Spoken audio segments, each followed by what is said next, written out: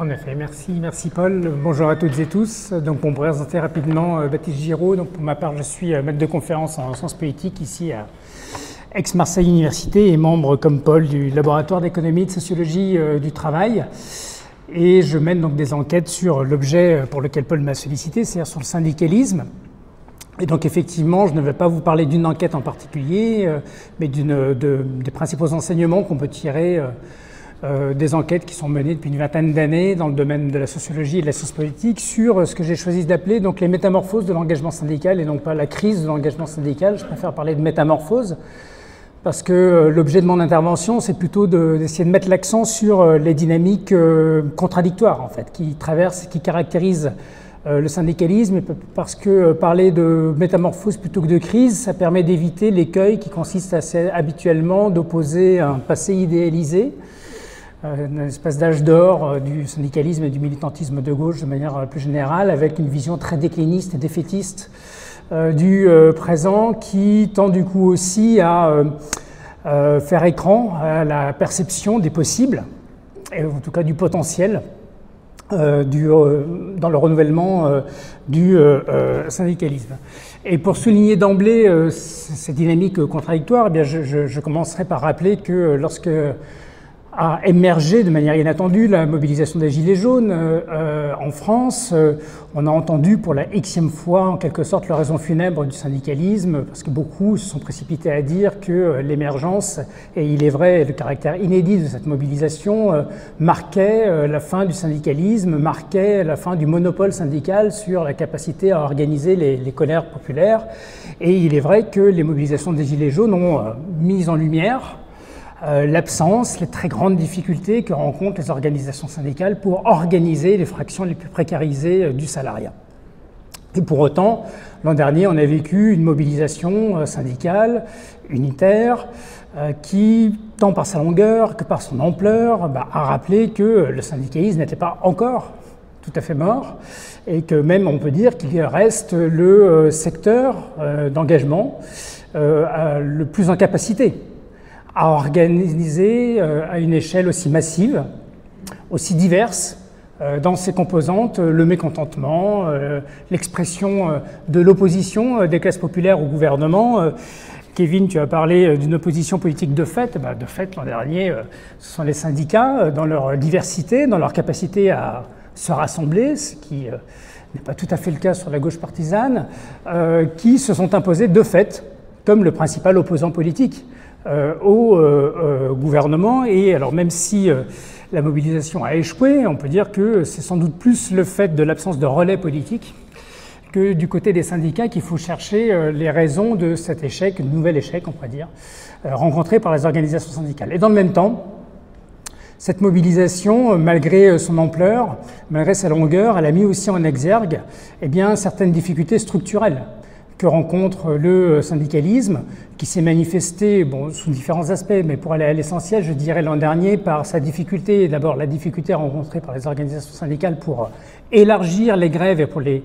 organiser sous la forme de grèves reconductibles, y compris dans des secteurs de forte tradition et de forte implantation encore du syndicalisme. Je pense notamment à la pétrochimie pour notre territoire ici. Et puis une difficulté plus habituelle, celle d'élargir la mobilisation au-delà du cercle des syndiqués et au-delà en particulier des segments du salariat qui sont encore les plus syndiqués.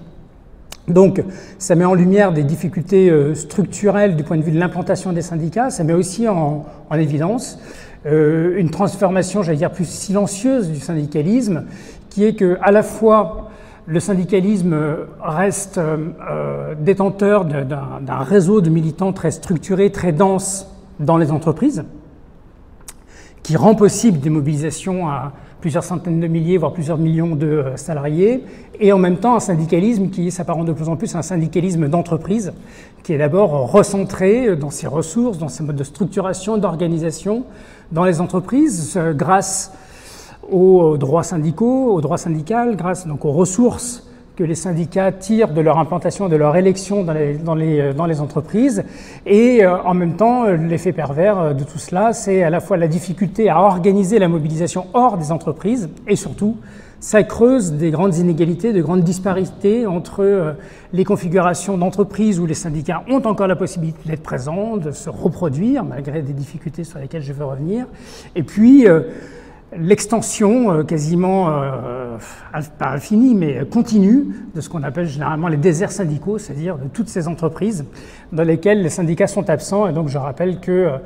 seuls 40% des salariés travaillent dans des entreprises où sont présents au moins une organisation syndicale. Autrement dit, 60% des salariés travaillent dans une entreprise dépourvue de toute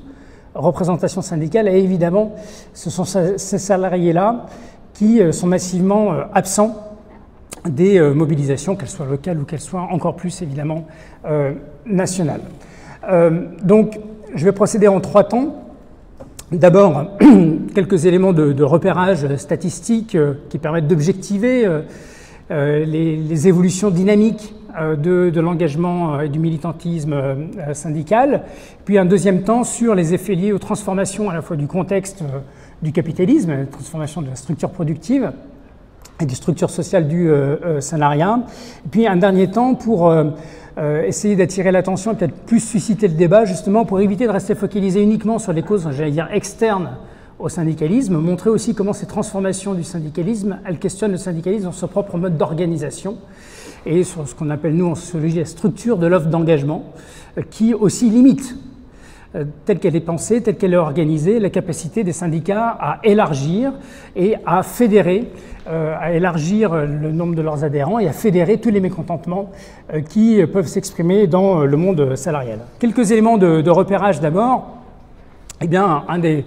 principaux paradoxes que le syndicalisme français cultive depuis sa naissance et de manière encore plus spectaculaire sur ces dernières décennies, c'est qu'on est sans doute, enfin assurément, l'un des pays en Europe où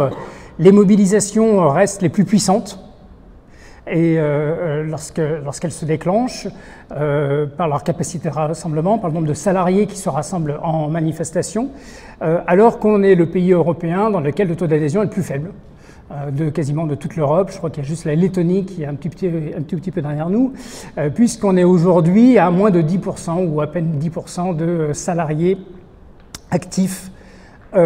syndiqués. Cette moyenne, vous le savez sans doute, cache par ailleurs des disparités très significatives entre secteur public, secteur privé, un secteur public qui est aujourd'hui à 18% de taux d'adhésion, un secteur privé qui est à moins de 7%. Et surtout, ce qui est peut-être encore plus inquiétant pour les organisations syndicales, c'est que l'an dernier, on a beaucoup parlé de regain d'adhésion. Bon, moi, je serais déjà plus prudent. Je pense qu'en fait, les organisations syndicales, enfin j'en suis même sûr, sont en quelque sorte des passoires. C'est-à-dire qu'ils rentrent tout le temps de nouveaux adhérents, mais il en sort aussi toujours beaucoup. Donc l'an dernier, et on le comprend, les organisations syndicales ont politiquement mis l'accent sur le nouveau nombre d'adhérents qui rejoignaient leur rang à la faveur des mobilisations, mais on ne sait pas combien d'adhérents elles ont perdu, je dirais de manière assez naturelle, structurelle, au même moment, et en off. On peut plutôt dire que les organisations syndicales ont plutôt perdu, en fait, l'an dernier, des adhérents plus qu'elles n'en ont gagné. Et que ce qui est plus inquiétant encore pour les organisations syndicales, c'est que le taux d'adhésion est reparti à la baisse depuis 2019, là où il s'était stabilisé, alors à niveau bas, mais stabilisé depuis le début des années 2000, après une très longue période d'hémorragie militante. Pour rappel, les organisations syndicales étaient encore à 25% d'adhésion au début des années 1980. Elles ont perdu quasiment pour moitié, la moitié de leurs adhérents dans la décennie des années 90. Pour la CGT, ça a été une hémorragie de 2/3 de ses adhérents. Donc après une stabilisation, mais une stabilisation basse. Et malgré tous les projets ou toutes les politiques volontaristes, ou en tout cas les intentions affichées de développer des politiques de syndicalisation, ça a été d'abord la CFDT, ça a ensuite été la CGT qui ont mis ça au centre de leur stratégie confédérale, eh bien elles échouent. Elles échouent surtout pour la CGT, c'est un peu moins vrai pour la CFDT qui a réussi à regagner des adhérents dans les années 2000, mais qui a reperdu aussi aussitôt les gains d'adhésion qu'elle avait fait en 2003 en particulier, lorsque François Chérèque à l'époque avait signé le protocole d'accord avec le gouvernement, enfin avec le ministre Fillon, ce qui avait valu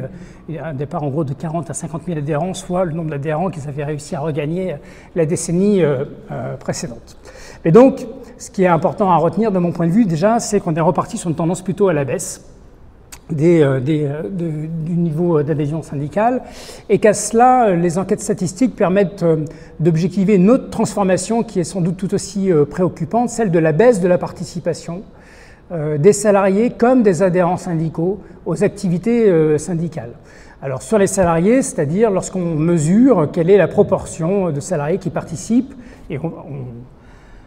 on a une mesure large, on regarde bien sûr la participation aux grèves, mais pas que les grèves, on regarde aussi qui signe une pétition, qui participe à un rassemblement, qui participe à une réunion syndicale, qui participe aux élections professionnelles. Eh bien, tous ces indicateurs sont à la baisse, et une baisse très significative sur la décennie 2000 en particulier. Je renvoie aux travaux de mes collègues, pour ceux qui veulent en savoir plus, Étienne Pélissat, Tristan Haute et Pierre Blavier, qui ont travaillé là-dessus. Deuxième indicateur aussi assez significatif, c'est que lorsqu'on regarde juste les adhérents, cette fois-ci des organisations syndicales, et là c'est les enquêtes statistiques de la DARES, donc du ministère du Travail, et bien là aussi on s'aperçoit que les simples adhérents, entre guillemets, c'est-à-dire les adhérents qui n'exercent pas de mandat de représentant du personnel dans leur entreprise, dans leur administration, eh bien participent nettement moins à la vie de leur syndicat qu'ils ne participaient il y a 20 ans, c'est-à-dire là aussi participent moins souvent ou moins fréquemment à des réunions, à des assemblées, bref, à la vie militante, j'ai envie de dire tout simplement, de leur syndicat. Bon, ça c'est assez significatif d'une évolution que nous on observe assez facilement dans nos enquêtes plus qualitatives, c'est-à-dire, comme l'a expliqué tout à l'heure Kevin, lorsqu'on procède par entretien ou par observation, c'est-à-dire une tendance assez forte et assez partagée de l'ensemble des organisations syndicales. Est-ce que la vie des sections, des syndicats d'entreprise ou des administrations repose d'abord sur un petit noyau de militants, alors très engagés, mais de militants aussi dotés de mandats de représentants du personnel, donc ce qui fait qu'on parle de plus en plus de syndicalisme de mandatés. Et donc là, il y a une tendance quand même assez comparable à celle qu'on peut observer chez les partis politiques qui se sont très, très largement vidés. Vous avez le bouquin de notre collègue Raphaël Chalier qui le montre très bien là-haut sur Simple Militant, des partis politiques qui reposent essentiellement sur leurs élus, élus locaux en particulier, et qui ont très peu de militants non élus. Eh bien, on peut dire que globalement, la tendance est aussi forte chez les syndicats à être d'abord un syndicalisme d'élus, à reposer d'abord en tout cas sur l'engagement actif de leurs élus. Alors évidemment, ce qui pose d'autant plus un défi majeur pour les organisations syndicales, compte tenu de la mise en place du CSE, donc du Comité social et économique, fusion des 3 anciennes institutions représentatives du personnel, qui concrètement a eu pour effet de faire disparaître 200 000 mandats dans les entreprises françaises, donc c'est-à-dire un tiers en gros des mandats à pourvoir qui ont disparu. À mettre en perspective avec une autre évolution, c'est que les élus, les représentants du personnel qui restent, ont plus d'heures de délégation qu'ils en avaient auparavant. Alors le volume global a diminué, hein, c'était l'objectif clair de la loi, mais comme il y a moins de mandats à pourvoir, même si le volume global est moins élevé, si vous faites une petite division, eh bien le nombre d'heures dont sont dotés les représentants qui restent est plus élevé, et donc là il y a une tendance très forte à vouloir transformer le syndicalisme en professionnel de la représentation syndicale. Et donc une difficulté supplémentaire, en tout cas un défi majeur, et à mon avis très peu pris à bras-le-corps par les organisations syndicales. C'est une question qui est très très peu débattue, je trouve, en leur sein, quelles que soient les organisations que l'on prend, c'est-à-dire une réelle difficulté à repenser comment on organise l'action syndicale dans les entreprises, dans les administrations, pour qu'elle ne se résume pas à être un syndicalisme d'élus, et donc comment on associe les adhérents, sans parler des salariés, mais déjà comment on associe les adhérents à la vie syndicale, comment on suscite des vocations militantes, alors que le nombre de mandats à distribuer est moins important, et que jusqu'alors c'était un des facteurs d'incitation très forte dont disposaient les équipes militantes pour susciter de nouvelles adhésions et surtout pour faire émerger de nouveaux militants, c'était de proposer un mandat d'élu, généralement plutôt délégué du personnel pour commencer, ensuite comité d'entreprise. Là, il y a moins de mandats à pourvoir et des mandats qui sont beaucoup plus chronophages, beaucoup plus techniques, puisqu'il nécessite globalement d'avoir des représentants du personnel qui sont capables d'être à la fois sur les questions économiques et sociales, à la fois sur les questions d'organisation du travail, à la fois sur la remontée des réclamations individuelles et collectives des salariés. Bref, les 3 mandats auparavant, maintenant il n'y en a qu'un. Donc c'est très technique, et donc ça effraie beaucoup de salariés Ça, on le voit très bien dans nos enquêtes, c'est-à-dire ça fait reculer, ça dissuade des salariés qui auraient été auparavant disposés à entrer, à se saisir d'un mandat, généralement plutôt entre guillemets un petit mandat, qui n'exige pas trop de temps, qui n'effraie pas par sa technicité, etc. Là, succéder par ailleurs à des militants très aguerris, très expérimentés, pour d'emblée se retrouver sur des mandats très exigeants, évidemment, c'est un défi d'autant plus redoutable à relever pour les organisations syndicales. Dans ce contexte, évidemment, les transformations du syndicalisme, et je passe de l'engagement militant dans le syndicalisme, sont aussi évidemment à mettre en perspective avec les transformations du capitalisme et de la structure du salariat. Donc je passe là à mon deuxième point. Bon, pour faire vite, le passage d'une économie industrielle à une économie de capitalisme de service, si on veut la caractériser ainsi, qui présente deux défis majeurs pour les organisations syndicales. C'est que d'un côté, elle fait émerger un nouveau monde précarisé, celui de la logistique, d'Amazon, celui de l'aide à domicile, celui des sociétés externalisées de nettoyage qui font appel à une main-d'œuvre très peu qualifiée, souvent issue des migrations, qui cumulent les facteurs de précarité sociale, économique, qui sont une main-d'œuvre aussi, alors à la fois très interchangeable. Donc, ce qui peut expliquer que les organisations patronales et les directions d'entreprise ne cherchent absolument pas à fidéliser cette main-d'œuvre, ne sont pas là à réfléchir à quels avantages sociaux, économiques on va pouvoir distribuer à cette main-d'œuvre pour la fidéliser, puisque c'est plutôt théorisé et c'est plutôt la politique managériale, elle mise plutôt sur la rotation des effectifs. On préfère changer de salariés plutôt que d'avoir des salariés qui restent et qui râlent, en gros, si je caricature un petit peu. Donc une main-d'œuvre très volatile, mais du coup une vraie difficulté pour les organisations syndicales, c'est outre que la précarité de cette main-d'œuvre est évidemment un obstacle majeur à l'adhésion parce qu'elle renforce les risques associés, les risques perçus à se syndiquer. On est dans des secteurs où la répression antisyndicale reste féroce, elle reste structurelle. Là, c'est pas un mythe, j'allais dire, de militant que de le dire. Là, c'est très documenté. Et par ailleurs, on est dans des secteurs où, j'allais dire, un des rares avantages qu'ont ces salariés, c'est qu'il est assez facile de retrouver un emploi. Il y a peu de risques à perdre, de quitter un emploi dégradé, mal payé, dans lesquels on est peu considéré, parce qu'on est à peu près sûr de pouvoir retrouver le même type d'emploi. On ne trouvera pas mieux, mais on ne trouvera pas pire. Et donc ça veut dire que si je reprends la typologie qu'on a habituellement chez nous, politistes, d'Hirschman, lorsqu'on est en situation de mécontentement, quelles sont les trois possibilités qui s'offrent à vous? La voice, la prise de parole collective, la loyalty, rester fidèle, la loyauté contrainte, hein, souvent pour ces salariés précaires, le risque, sous la contrainte du risque perçu de ne pas retrouver un emploi, mais sinon j'ai aussi l'exit, le départ, et très souvent dans ces entreprises, qu'on voit, c'est le départ. C'est un turnover très très fort dans ces entreprises, donc qui montre bien à la fois l'indocilité de cette main-d'œuvre vis-à-vis des discours et des politiques patronales, et ça c'est un point sur lequel il faut insister. C'est pas parce qu'on est dans des secteurs dans lesquels l'adhésion syndicale est faible et les grèves encore plus rares que c'est le signe d'une adhésion des salariés aux politiques managériales. Non, pas du tout. C'est surtout d'abord le signe sur le fait qu'il y a une conflictualité qu'on a qualifiée avec Paul dans un numéro commun de conflictualité souterraine, individuelle, inorganisée, qui prend surtout la forme d'un turnover très fréquent, mais donc une vraie difficulté pour les organisations syndicales à organiser cette main-d'œuvre. Tout à l'heure, Kevin parlait des McDo. Il y a eu notamment toute une série de mobilisations au début des années 2000 dans les premiers McDonald's qui ont permis, l'installation des premières sections syndicales dans ces entreprises. La vraie difficulté, c'est qu'une fois que les militants, comme beaucoup de salariés chez McDo, lorsqu'ils ont l'opportunité de quitter l'entreprise, ils quittent l'entreprise, on les comprend. Il y a quand même de plus belles carrières professionnelles à faire ailleurs. Lorsque ces militants s'en vont de gré ou de force, parce que la direction de McDonald's a aussi beaucoup signé des transactions financières pour inciter ces salariés militants à partir, généralement la section s'effondre, il n'y a pas de relais. Et donc c'est vraiment une passoire. J'ai toujours en tête, j'ai beaucoup travaillé moi dans ces secteurs-là, ce que m'a dit un permanent de la CGT, la difficulté pour nous, c'est pas tellement de faire des adhérents, c'est surtout de les garder. Et d'en faire des militants, parce qu'il y a un turnover professionnel très important qui déstabilise aussi, en plus de tout le reste, l'installation des organisations syndicales. Et puis, il y a l'autre fraction, il y a l'autre partie de l'économie des services, du capitalisme des services, qu'il ne faut pas oublier non plus, c'est l'émergence de nouvelles entreprises de services, plutôt type SS2I dans l'informatique, ingénieurs, cadres, techniciens, Là, il s'agit de salariés beaucoup plus favorisés, beaucoup plus stables dans l'emploi, ou en tout cas de mobilité beaucoup plus choisie lorsqu'il y a mobilité professionnelle, mais aussi une main-d'œuvre et un salariat qui reste, malgré une certaine forme de normalisation de la condition salariale des cadres. Paul a travaillé sur ce point-là, c'est-à-dire sur le fait que les cadres ne sont pas épargnés par les effets de la financiarisation du capitalisme, par les restructurations qui touchent ces entreprises, mais pour autant, on reste sur une population qui reste assez réfractaire au syndicalisme,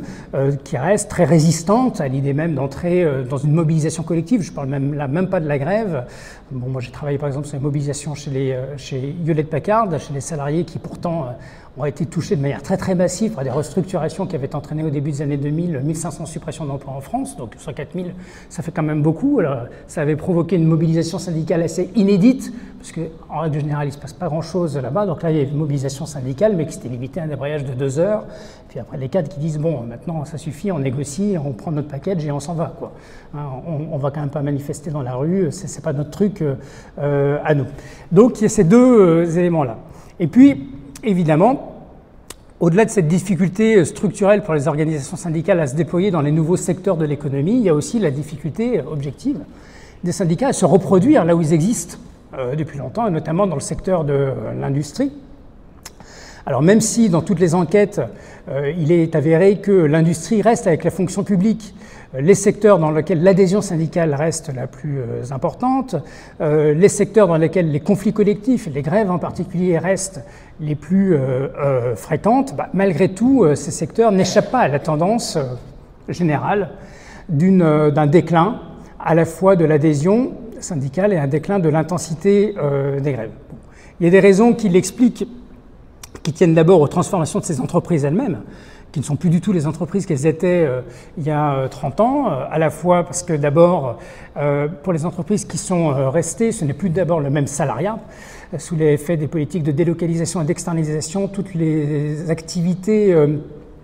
moins lucratives, à moindre valeur ajoutée, ont soit fermé, soit été externalisées en dehors de ces entreprises. Or, c'était quand même les bastions du syndicalisme, de l'industrie en particulier, et que la main-d'œuvre qui reste dans l'industrie, elle est beaucoup plus une main-d'œuvre qualifiée, cadre, technicien, avec la limite que j'évoquais précédemment, c'est-à-dire quand même une population aussi qui partage moins les normes de l'engagement militant et de l'engagement syndical en particulier. Par ailleurs, donc évidemment aussi un syndicalisme qui s'est transformé sous l'effet de son institutionnalisation. Ce que j'évoquais précédemment, c'est-à-dire qu'on est dans des organisations syndicales, dans des entreprises, excusez-moi, où,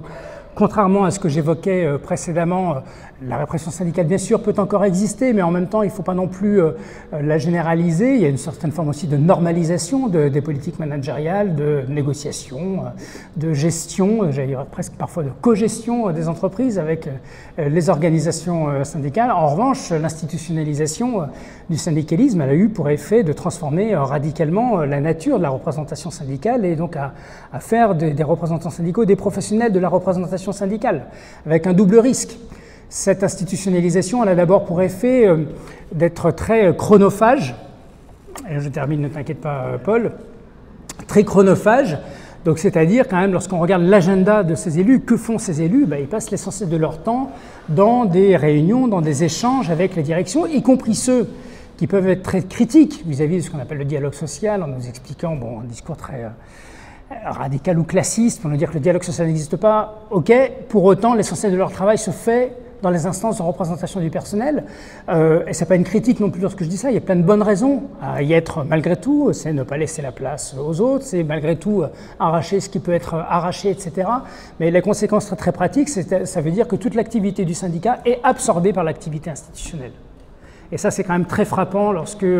on fait nos enquêtes dans les entreprises, ce qui est appelé la vie syndicale, c'est-à-dire l'animation de la section ou du syndicat d'entreprise. Et donc tout le travail en direction des salariés, d'animation du syndicat, etc., c'est beaucoup réduit dans sa fréquence et beaucoup réduit dans son ampleur. C'est-à-dire qu'il concerne essentiellement le corps, le cœur des militants déjà très actifs, et il y a des mécanismes d'exclusion et d'auto-exclusion qui se produisent beaucoup vis-à-vis des autres salariés. Et donc ça entretient beaucoup un rapport de délégation de plus en plus un rapport de délégation entre salariés et représentants syndicaux.